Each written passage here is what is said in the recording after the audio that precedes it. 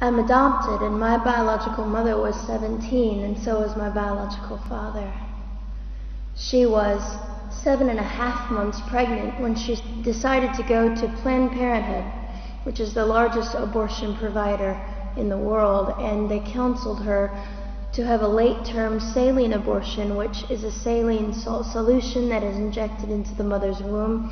The baby gulps that solution, it burns the baby inside and out, and then she is to deliver a dead baby within 24 hours. And to everyone's great shock and surprise, I didn't arrive dead but alive on April the 6th, 1977 in a Los Angeles County abortion clinic. What's fantastic about this, about the perfect timing of my arrival, is that the abortionist was not on duty yet. So he wasn't even given the opportunity to continue on with his plan for my life, which was death. And I know that I am in a government building, and a beautiful one it is, and I love your country as well as my own. But I know in the age that we live in, it is not at all politically correct to say the name of Jesus Christ in places like this.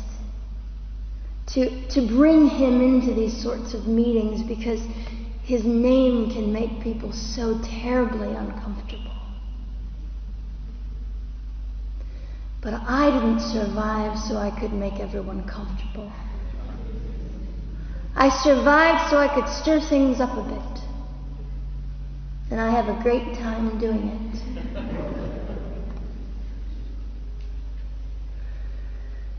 And so I was delivered alive, as I've already said, after 18 hours. I should be blind, I should be burned, I should be dead. And yet I'm not. You know what is fantastic vindication is the fact that the abortionist had to sign my birth certificate. So I know who he is. And it also says, for any skeptic listening, on my medical records, born during saline abortion. Ha! They didn't win. I've done some research on the man that performed the abortion on me. And his clinics are the largest chain of clinics in the United States of America, and they gross $70 million a year. I read a quote from him at some point several years ago, and he said, "I have aborted over 1 million babies, and I consider it my passion." I tell you these things because, listen, ladies and gentlemen, we are in an interesting battle, whether we realize it or not, in this world. It is a battle between life and death. What side are you on?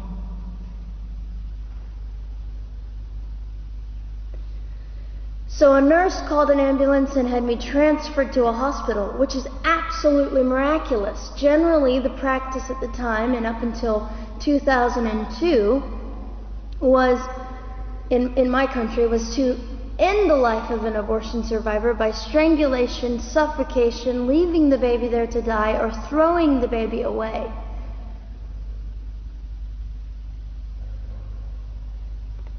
But on August the 5th, 2002, my extraordinary President Bush signed into law the Born Alive Infants Protection Act to prevent that from occurring anymore.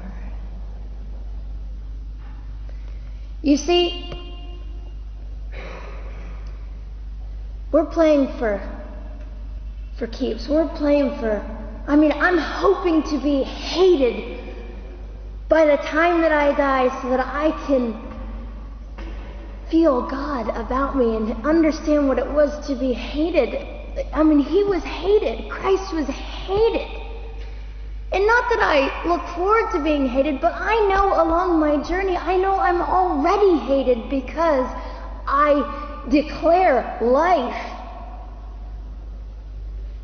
I say, you didn't get me. The silent Holocaust didn't win over me. And my mission, ladies and gentlemen, among many things, is this: to infuse humanity into a debate that we have just compartmentalized and set on a shelf and said it is an issue. We have removed our emotions. We are becoming harder. Do you really want that? How much are you willing to take, and how much are you willing to risk to speak the truth in love and graciousness and stand up and at least be willing to be hated? Or at the end of the day, is it all about you or me? And so, after that, I was placed in an emergency foster care home where they decided they didn't like me very well, and as I'm fond of saying, I don't know how you could not adore me right from the start. What is wrong with these people? But they didn't. You see, I've been hated since conception by so many, and loved by so many more, but most especially by God. I'm his girl. You don't mess with God's girl. I got a sign on my forehead that says, you better be nice to me because my Father runs the world. So after I was placed in the mean home, I was taken out of the mean home and placed into another home, a beautiful home, Penny's home. And she said by this time I was 17 months old, 32 pounds of dead weight, and diagnosed with what I considered to be the gift of cerebral palsy, which was caused directly by the lack of oxygen to my brain while I was trying to survive. Now, I am just compelled to say this. If abortion is merely about women's rights, ladies and gentlemen, then what were mine? There was not a radical feminist standing up and yelling about how my rights were being violated that day. In fact, my life was being snuffed out in the name of women's rights. And ladies and gentlemen, I would not have cerebral palsy had I not survived all of this. So when I hear the appalling, disgusting argument that we should have abortions because the child just might be disabled, oh, the horror that fills my heart. Ladies and gentlemen, there are things that you will only be able to learn by the weakest among us. And when you snuff them out, you are the one that loses. The Lord looks after them, but you are the one that will suffer forever. And what arrogance, what absolute arrogance, and it has been an argument for so long in this human place that we live, that the stronger should dominate the weaker, should determine who lives or dies. The arrogance of that. Don't you realize that you cannot make your own heart beat? Don't you realize that all the power that you think you possess, you really possess none of it? It is the mercy of God that sustains you, even when you hate him.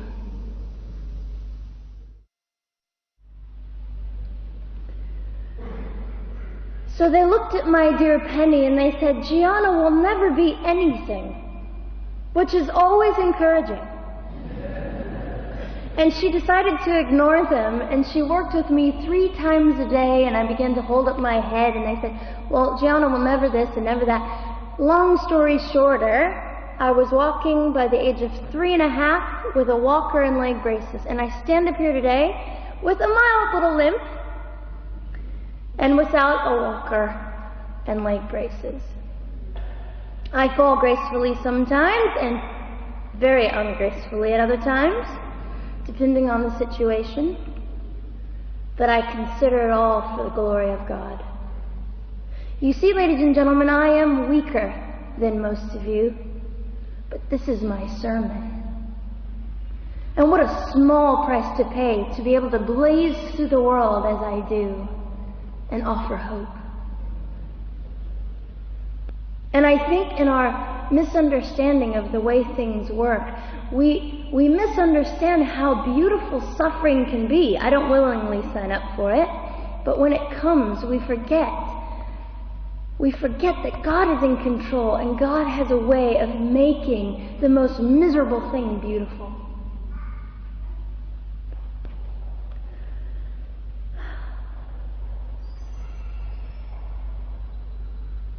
I have met my biological mother. I have forgiven my biological mother. I am a Christian.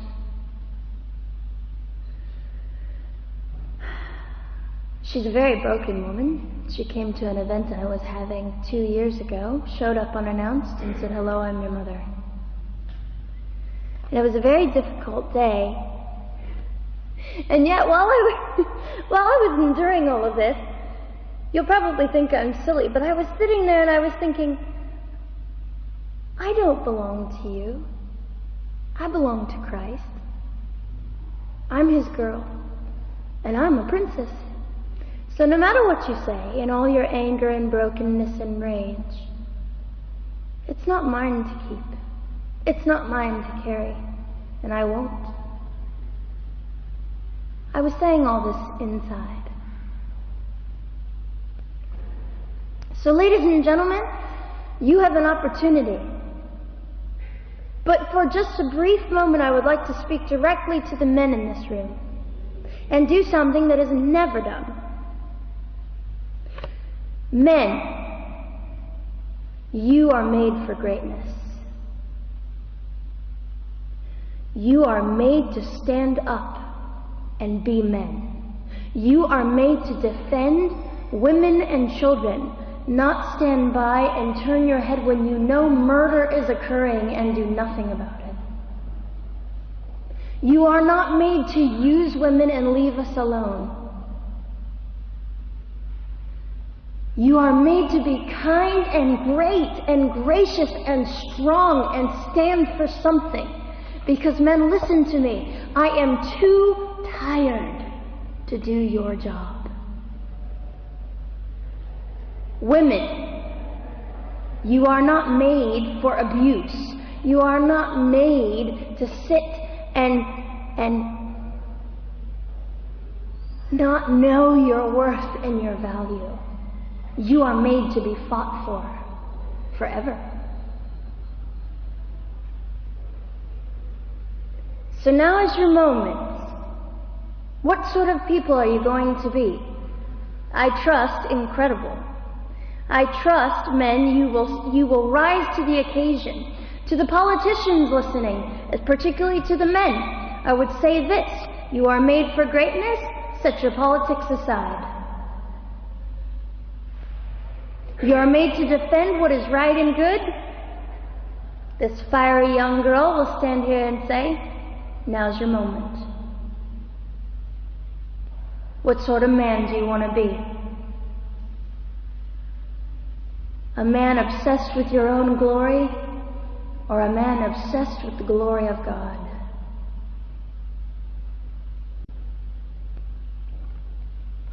I'll just end with this.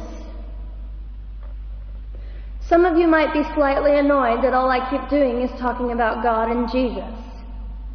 But how on earth can I walk about limping through this world and not give all my heart and mind and soul and strength to the Christ who gave me life?